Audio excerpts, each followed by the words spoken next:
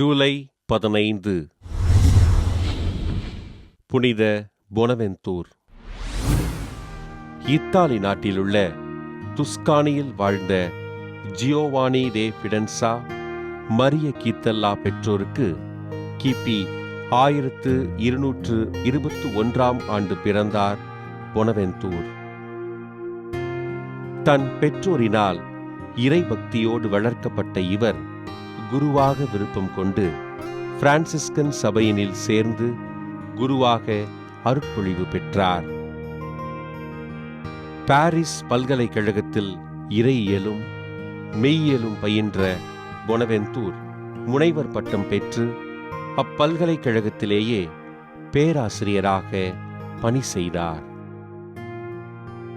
கிறிஸ்து ஒருவரே நமக்கு ஞானத்தினை வழங்குகிறார் என்று கூறி ஆண்டவரின் நற்செய்தியினை அறிவித்த பொனவெந்தூர் திருச்சபையின் சிறந்த இறையியலராக திகழ்ந்தார்.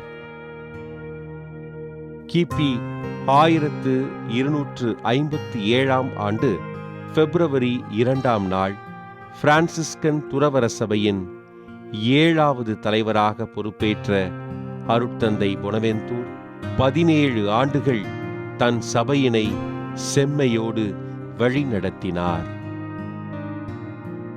ஏழ்மையாக வாழ்ந்து கிறிஸ்துவுக்கு சான்று பகர வேண்டும் என்று தன் சபை குருக்களிடம் கேட்டுக்கொண்ட பொனவெந்தூர் சிறந்த மறையுரையாளராக திகழ்ந்தார். இத்தாலியின் அல்பானோ மறைமாவட்டத்தின் ஆயராகவும் கர்தினாலாகவும் திருத்தந்தை 10ஆம் கிரகோரியினால் உயர்த்தப்பட்டு இறைப்பணிகளை செய்த பொனவெந்தூர் கிபி 1274 ஆண்டு ஜூலை 15 விண்ணகம் சென்றார்.